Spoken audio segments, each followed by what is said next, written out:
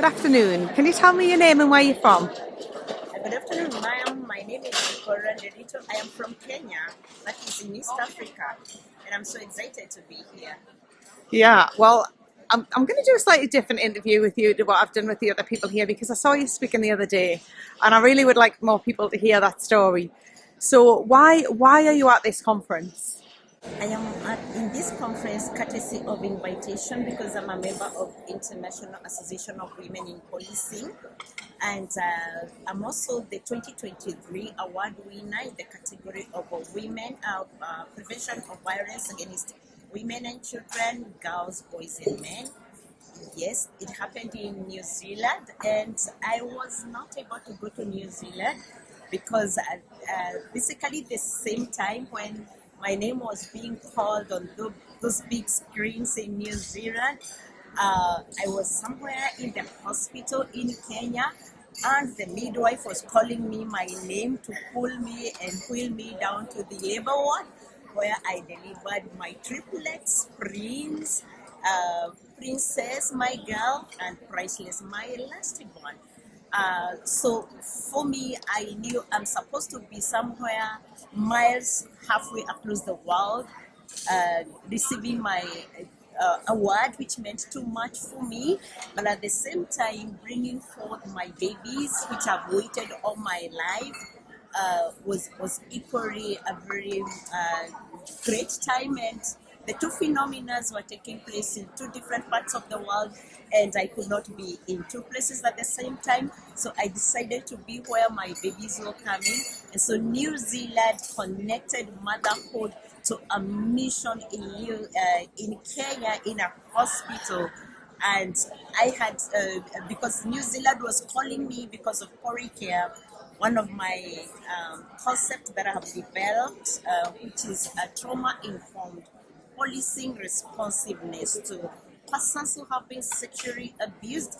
And my slogan in my initiative is Priceless Dignity. So can you imagine when my 3 triplets came, I named one of my son Priceless. And Priceless, he is priceless, to remind me often that between my duty when I'm not wearing my uniform, I am taking care of my family. When I'm also wearing my uniform, I also need to offer priceless dignity to persons who have been sexually abused. So it was a connector of a concept in giving it real life through birth of my child.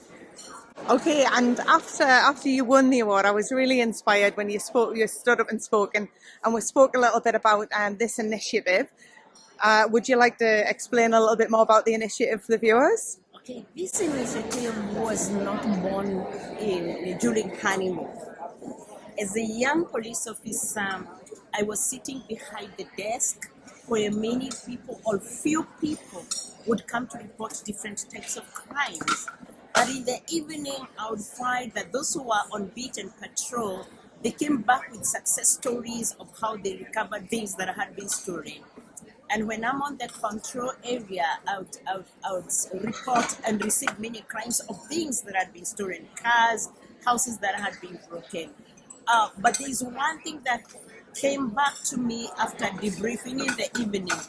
Yeah, there was that little time for excitement at the station because the crime busters or the flying squad brought back things that were reported last week, yesterday, and in the morning. But this little girl who had been sexually abused, this old mama who had been abused by them, the person who works in her yard, this young girl, maybe a sexual worker or just a decent school girl, going to school, and they were sexually abused. There is something that was not connecting. There was no success stories because probably it was difficult to get to the perpetrator. And when we got the perpetrator, it was difficult because this is one of the crimes that has so many actors. And so I kept thinking what happens to them? Where is their identity? Like most recently, I visited a crime scene where a woman was killed by it was intimate partner violence. Just 2 weeks before I came in here, uh, the, the partner killed the wife, and they have 1 year old child. So when the TV media brought up the issue and I was seated and how gruesome it was, I heard that the nanny who was taking care of the baby was also raped by the man after killing the wife. It was horrific, most horrific. I visited that, and I had to shut my mouth for about 2 days, just not knowing. But I'm happy that this conference has brought about self-awareness, mental awareness. I did not know what just blocked me, and I shivered and had sleepless night, and I guess I'm still getting affected by that because it was a very small room where they lived. The house girl was made to clean up the blood, and she was told also to clean up the weapons that were used for murder. There was a small axe and there was a knife that the man wanted to gouge out the wife's eyes, but she died before he gouged them out. And the baby was thrown on the sofa, and after cleaning all that, and she's crying because of what she had experienced, the man pulled her down and raped. And he not only raped her, but he raped her for a very long time. Then the most humiliating and devastating thing, he locked them. He locked the house door and the baby. The baby is crying, she wants to breastfeed and the mom is dead. So these are some of the horrific. I have seen children who have been abused by relatives because maybe relatives are using drugs. An uncle defiling a 6-month-old girl and tearing her up, and I cannot stand quite small coffins because it keeps reminding me. So when people say you are raped or you are defiled because of the way you are dressed, then I ask, what that little girl, 6 months, was only wearing her diapers. She did not even probably know that she has that kind of an organ. Why would you do that? So I've learned many things that I also need to get back after horrific scenarios about resilience. And I'm happy that one of my exciting takeaway from here is from Didi, that lady from Nigeria, teaching us that we can have our me time, my me time, away from all the cases that I have been able to investigate and the ones that have failed to investigate. I think for me the takeaway is how many victims can I help build their resilience and turn them from victims into survivors, so that tomorrow they can live to tell another story and say, I met one single police officer who used her badge not to re-traumatize me, not to re-victimize me, not to blame me, but one who used her badge to bandage my wounds. And so I want the whole world, every person here, to go out and heal the world from sexual and gender-based violence. Nobody deserves this. And you know the reason why? Of all the cases I've investigated, crimes against property is restituted. When your door is broken, it can be fixed. When the drainage system is not working, you can unblock it. But when you're sexually abused, it is your dignity, your self-confidence, your identity that is taken. And as always, and I say during the lunch, there is no shopping mall where you can buy dignity. And dignity is priceless. And dignity is priceless. It is priceless. Thank you. Thank you for your time. Thank you for everything that you're doing. The work is really difficult. It's really traumatizing, but you are making such a difference in so many people's lives. Thank you. Thank you. And so Care is a one-stop center where it's multi-agency. So instead of so many different people listening to your story and you keep repeating it, it's trauma-informed. So we have all the duty bearers in one-stop center where dignity is provided, and we give you the resilience to become a survivor from a victim. And I'm calling to the whole world, support it. Doesn't have to happen in Kenya. You can have Care any part of the country, because Care means police officer who care and not those who scare. You're an absolute inspiration. Thank you so much. Good afternoon. Do you want to tell me who you are and where you're from? My name is Julie Rodriguez. I am a captain with the Los Angeles Police Department. I've been with the LAPD for 29 years. Awesome. And is this your first IAWP conference? It is not. I went to Chicago last year. That was my first. And this is my second, which is actually very shameful, because to have over 25 years on the department, to not know about the International Association of Women Police Conference is really sad to me. So now what I'm trying to do is spread the word as much as I can about women's organizations locally, through the United States and internationally.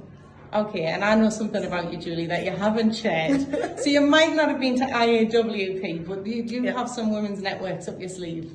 I do. So my journey started with the Los Angeles Women's Police Officers Association. It's called LAPOA. And we were created in 1925 by Alice Stebbin Wells, who was one of the first police officers in the United States.